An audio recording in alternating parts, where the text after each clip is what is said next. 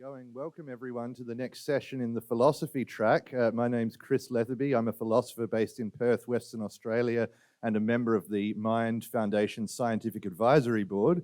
It's my great pleasure to introduce the first speaker in this session, Professor Stephen Asma. Professor Asma is Professor of Philosophy at Columbia College Chicago and co-founder of the research group in Mind, Science and Culture. He's the author of 10 books on topics ranging from emotions to the evolution of imagination to monsters, and he's lectured at numerous institutions including Harvard, Oxford and the Smithsonian. He writes regularly for the New York Times and many other publications. He's also a musician and an executive producer and co-host of a podcast. So he's a man of many talents, and he will be talking to us today about drawing on drugs, exploring the imagination. Professor Asma, over to you. Thank you, Chris. I appreciate the introduction. It's 4 o'clock in the morning here in Chicago, so I am already a psychedelic state for you. I'm going to start with a quick anecdote. Let me make sure I can share the screen all right here. As usual, this is a bit of a awkward Zoom moment. Can you guys see the screen all right? Yeah, we can see it. So a quick story here that many of you have already heard before, and that is William James tells this story that actually Bertrand Russell tells this story about William James and his work, which is that this guy is doing nitrous oxide on a regular basis in the evenings, and he's having these kind of psychedelic epiphanies, understanding the meaning of the universe and so forth. And but the next day he can't remember what the insights were, so he vows to write it down. Then in the evening he has this epiphany and he writes it down on a piece of paper. The next day when he wakes up and is sober, he runs to the piece of paper to see what the answer is to the meaning of everything.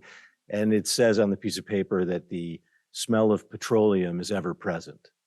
And that's all it says. And Russell tells this story to kind of make fun of and mock the idea of mystical insights and sort of mystical epistemology. But I've had enough psychedelic experiences to know exactly what this kind of experience is like. And I share with you a drawing then, which is the equivalent of the one line, the smell of petroleum is ever present. This is a drawing I did over 2 decades ago now when I was on LSD.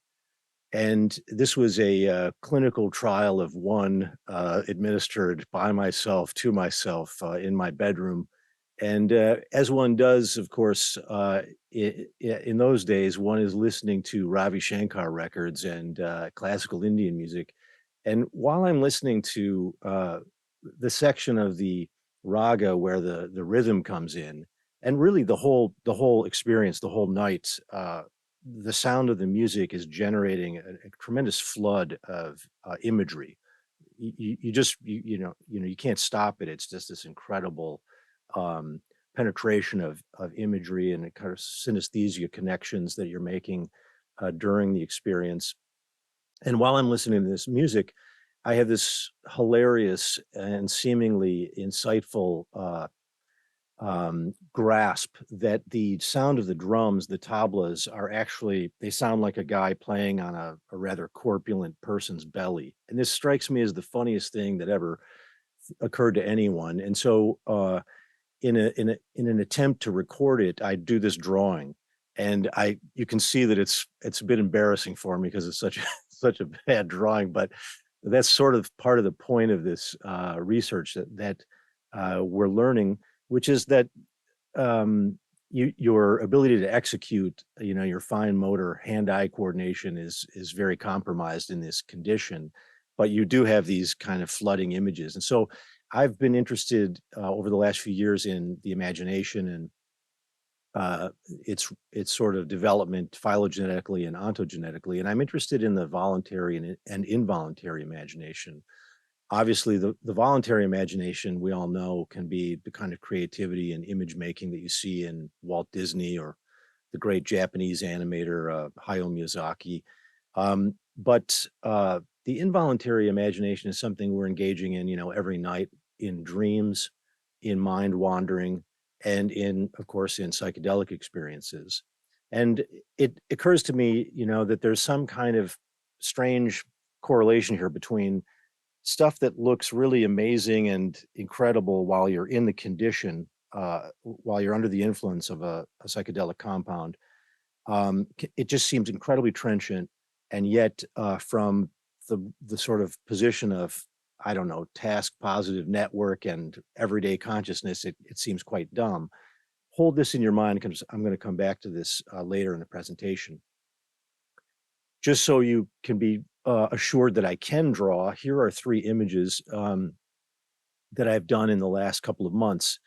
And the Dutch artist and writer Frederick Frank says, what I have not drawn, I have never really seen.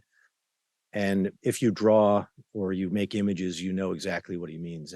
Some people have attributed this to a quote by Goethe, although I had a hard time tracking that down. In any case, Frank has said it, and I think there's quite a bit of truth in it. There's something about the attention that's truly different when drawing. And I'm interested in exploring, what's happening in perception and in the cognitive architecture and so forth during these events. On the left-hand side, you have a traditional kind of drawing where the goal is representation. So I've just painted a building, and the goal there is to try to limn reality, the contours of it. In the middle position, you have this drawing, kind of surrealistic drawing, where you have this kind of humanoid character with a snake wrapped around them holding an elephant. I don't know if you can see this or not, but I don't know what it means, and I did it. And I think that's fine. That's sort of, when you're doing this kind of artwork and drawing, you don't really want to analyze it too much. But you'll notice that it has some realistic representational qualities to it. And on the far right, you see something that we would characterize as really non-objective, abstract work. Here, you're either exploring the line, the values, the colors, or possibly you're trying to represent something that is interoceptive, affective states, emotions, and so forth. Here's kind of a crude little map that I did. I don't want to suggest that this kind of cognition is happening entirely in the head. I'm really in the school of embodied cognition and think that this stuff is really, part of the 4E system. But if you look at the top image, you see a guy drawing what is essentially a still life. And so when you're doing this, what you're trying to do is capture the stimulus, the sense impressions of the objects in front of you. So perception is in play, the logic of representation is in play, and then the hand-eye coordination, the motor conditioning is in play. I'm going to talk a little bit soon here about what the logic of representation or the logic of images is. So that more on that in a moment. So that top one is fairly uncontroversial. The middle drawing is the same character is sort of doing something different, which is, if you can make it out, he's drawing kind of a 7-headed hydra on the paper while looking at a fish. I could have drawn a snake here. What's happening here is I was reminded of Leonardo da Vinci's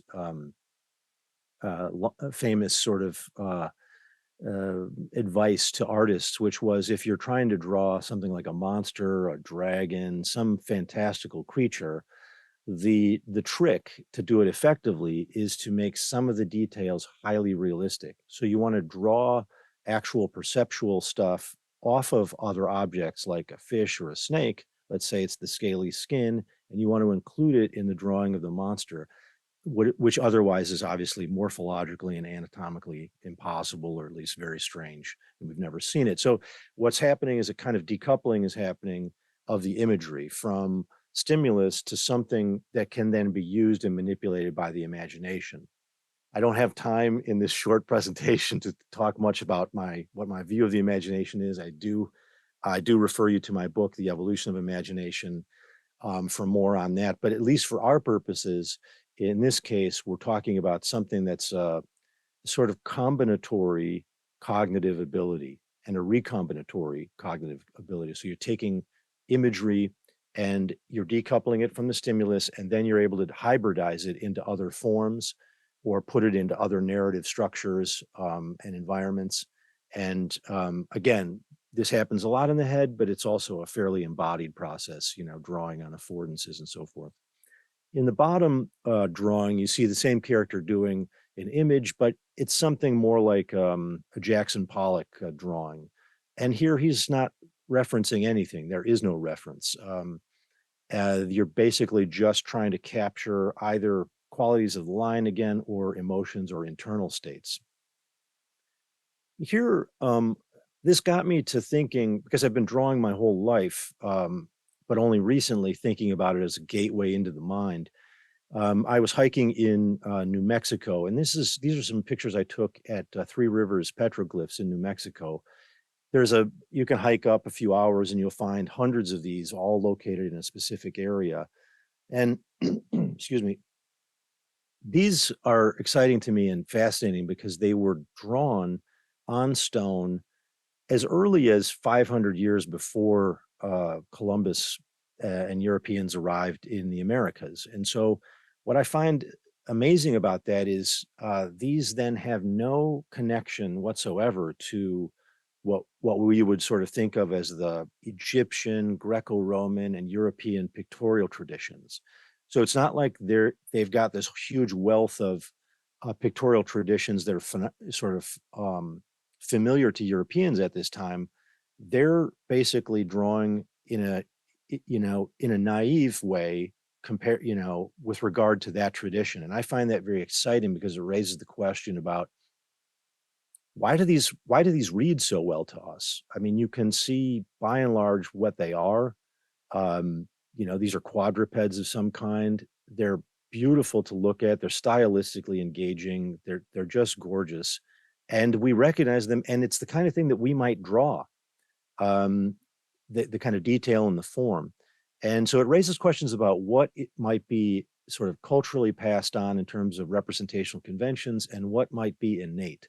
And the same kind of conversation that people have had about language for the last, 40 years or so is something that we need to have about image making. And I think that this kind of stuff is fascinating because we really want to talk about the phylogeny of image making, and this kind of stuff brings it to top of mind. But also, it got me interested also in the ontogeny of image making. And so you look at this literature and you find that there has been some great research done on how children develop drawing skills. On the far left-hand side, you see what's called shape making. All kids do this. Even chimpanzees do this. And in fact, they enjoy it so much that some chimpanzees have to really be pulled off this behavior even to eat. So you give a kid or a primate a crayon and they do this kind of motion with their arm, and the result is this kind of abstract. These are also wonderful to look at, I think. Then next to that, you see the next developmental stage. And a lot of the people who study this stuff call these the tadpole humans, which just seems extremely charming to me. Kids will draw this kind of, some of you who are parents probably have this stuff on your refrigerator right now. It's like a giant head with eyes and a mouth. And then the rest of the body is just this kind of line, just this kind of lame looking appendage. I find these very funny. And this work is cross-cultural, by the way. This is not just European kids from all over the world sort of draw in these general stages. On the far right-hand side, this is a huge leap in sophistication, a coffee cup by a kid much older. And I just include this to quickly remind you about the interplay of concepts and percepts in drawing, because if you take a coffee cup, a kid will draw a coffee cup. I don't know if you can still see me. Hopefully I'm still in the frame somewhere. First, tilting a cup like this and drawing it is extremely hard. That's already 3-point perspective, super difficult. So kids will draw coffee cups like this. Most adults will too. And they'll put a handle on it like this. What happens is, if you tell a kid to draw a cup, they will always draw a handle on the cup once they've understood conceptually what that is. And if you show them a cup that's turned like this and the handle is nowhere in sight, when they're done, they will still add a handle there, which cracks me up, because the kid, basically their concept of the cup is overriding their perception of the cup. And it's a very peculiar kid who's done a bunch of drawings, who can actually stop him or herself from putting the handle on the cup if it's turned away from them.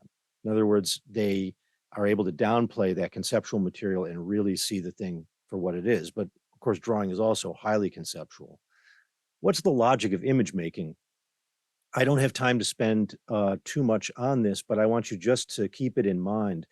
In order to become a good image maker, you need to master some fairly sophisticated stuff. Occlusion, for example. How does one object rest against another object? That requires tremendous insight into shading and volumetric representation. Foreshortening is very difficult. I mean, all of medieval art can't do it. So that's a kind of an interesting point. Linear perspective is kind of a deal breaker. If you look at this image in the lower right-hand side, which shows some characters drawn in linear perspective, this is very difficult to do. As many of you know, my analogy would be in piano. You know, you can learn piano, kids will learn piano in the Suzuki style for years and then slowly get introduced to sight, you know, to be able to sight read. But at some point, a kid is facing down a simple piece by Beethoven on their piano, and that's a gigantic hurdle. On one side of that hurdle is a sea of kids who can say, when they grow up and become adults, they can say, I once played the piano. On the other side of that hurdle is a handful of people who can still play piano as adults. And it's true in drawing. 99% of kids draw. And yet when they get to be around 5 or 6, a whole lot of them drop off. Some people think that it's around 5% of the population of adults can draw. Hello. And draw about well. 4 minutes, Steve. Sorry. Really? Yeah. I thought it was a half hour, right? No, Sorry. 20 minutes. The whole session is half an hour. Sorry. Okay, that's all right. I was told a half hour. All right, let me jump ahead. I'm sure you're experiencing this kind of stuff all the time. All right, Oscar Janiger's study then happens in 54 to 62. And here it's 60 volunteers. Some of you will know Janiger's work because it really breaks it open for many areas, but he does have 60 volunteers who draw, and they're trained, and their job is to basically draw the same artifact, the Pueblo Indian Kachina doll, before and after taking LSD. And then he follows up 30 days later with all kinds of surveys and sort of qualitative self-report. Here's the image that artists are drawing, which is on the left-hand side, it's this doll.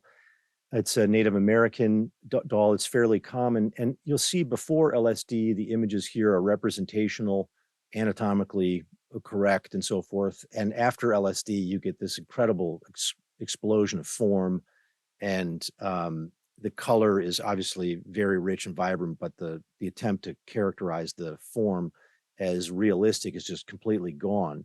And I find this to be a very dramatic case. There are less dramatic images, and I refer you to his stuff online that you can see some of these images. Most significant changes is dominant style. Most artists will go from representational to non-representational. The color becomes abstract. So, you know, skin will be represented in purple or something, and the grass will be red. It's fairly common. Increased fragmentation of form, if you look on the right-hand side of this slide. Enlargement of compositions, filling the page, intensification of color. Phenomenological reports on the left hand, I'll just summarize this for our purposes here as we're running out of time. On the left-hand side, people who look at art will say things like, I finally see what Picasso sees. I'm having a Van Gogh kind of vision. And the people who make art will say that this experience breaks through the barrier of stereotypical thinking and feeling. Cognitive aspects in Janiger's study were sort of as you would expect in most of these psychedelic studies. I don't have time to get into this too much, but the current research on this continues, although much less of it than I would like to see. LSD obviously increases novelty and the generative phase of images, but it's fairly compromising with regard to the execution and the appraisal of images, as you can imagine. You know, here's the point I want to sort of draw to a close on, which is let me just quickly refer you to this study if you want to see more on it. This is a 2022 article that came out, paper, LSD and Creativity, Increased Novelty in Symbolic Thinking by Isabel Weissner et al. And that was 24 subjects administered LSD and split between those administered and placebos. The point I want to draw a close on is that on LSD, if you look at the lower red text here, symbols that are observed and generated by the subjects are paradoxically less functionally useful, but simultaneously seem more meaningful. The extrinsic value of the symbol reduces as the intrinsic value increases. So vivid images that seem dumb to our task-oriented purposive minds are not dumb or just noise to the subjects. What we're talking about here is the typical sort of test for innovation or imagination, which is you show the subject an object and you say, how many uses can you imagine for this thing? And a highly imaginative person can keep coming up with uses. It's a doorstop, it's a paperweight, People on LSD in these studies actually were very prolific in generating all kinds of ways to use the cup, but very few of those were actually functional uses of any kind. It was more like aesthetic stuff. You could put it on your head, you could wear it on your nose. And so the sort of takeaway was that the experience generates a tremendous amount of imagery and there's a tremendous amount of salience to those symbols, but there's very little functional utility to those symbols. This will be my last slide. I can't believe I managed to get this together so quickly. I'm interested in the adaptive. You are over time, unfortunately. I know. This is the point that many people are familiar with, which is imagery like the Ouroboros may well have actual symbolic significance in scientific thinking.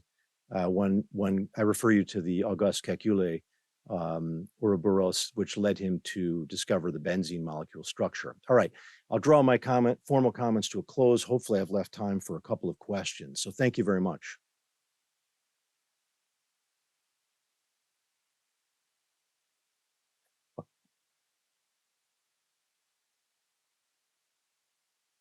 Am I on? Yes. Thanks very much, Steve, for the great talk and especially for wrapping it up so promptly, given how much time you thought you had. Do we have a question from in the room? A question from someone in the room? Yes, over here. Is there another mic somewhere, or do I bring my mic?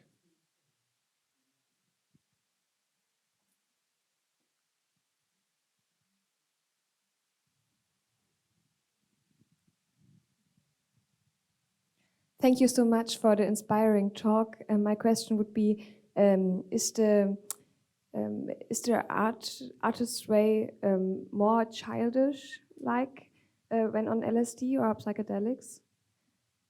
Can you compare this in any form? It's a good question.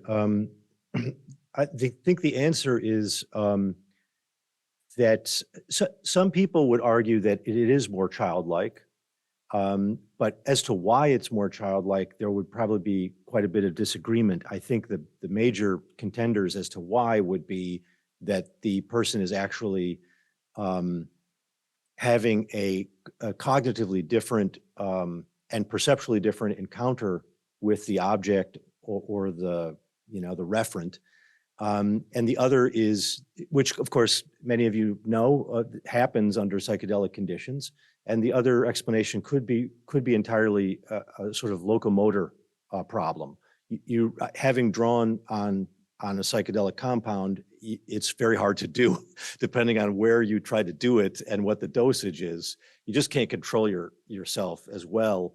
And so you might end up doing something that's much more expressionistic out of necessity because you can't render in a sophisticated way with the hand-eye coordination so compromised. I tend to think it's sort of a combination of both these things. Obviously, under psychedelic conditions, very simple perceptual stimuli take on tremendous gravitas. And so you might well, as you the old joke is you're staring at your hand for 20 minutes because it's the most amazing thing you've ever seen. That is a kind of rapt childlike wonder state. And I think the compound clearly accelerates that feeling. Some people would call this a kind of increased or acute entropy of the mind brain. I think that's entirely true. And so that might be how the child is experiencing. And James said, you know, the booming, buzzing confusion of perception is over time filtered and constrained as you get older in development into, you know, more predictable forms and so forth. And the psychedelic experience, it perhaps unlocks all that. Thanks. Do we have a question from online? No questions online? Okay. Another question from in the room then? Yes.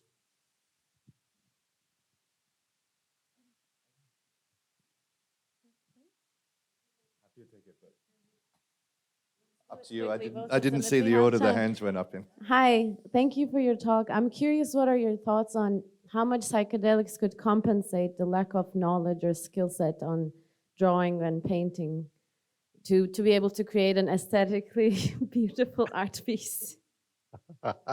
It sounds like an experiment you're planning. Okay, I would say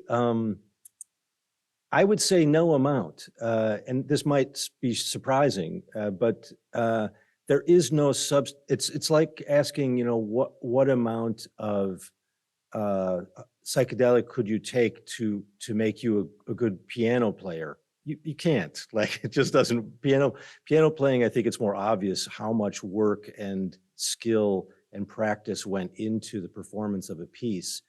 This drawing is the same thing. Like, it's incredibly difficult to learn how to draw, which is why some people put the number at 5% of adults, and some people put it at 1% of adults who can draw well. But to your question, I think you can make beautiful images that are abstract, using color and value and form. And there, I think psychedelic compounds can really unlock what I was sort of trying to get at that third image and the three images, where you're really trying to sort of express or convey some interoceptive, affective state.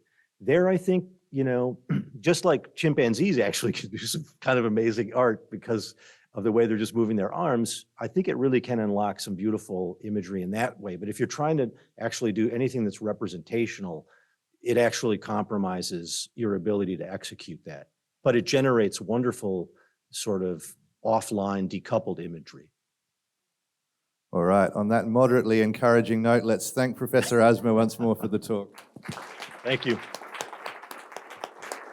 Appreciate it.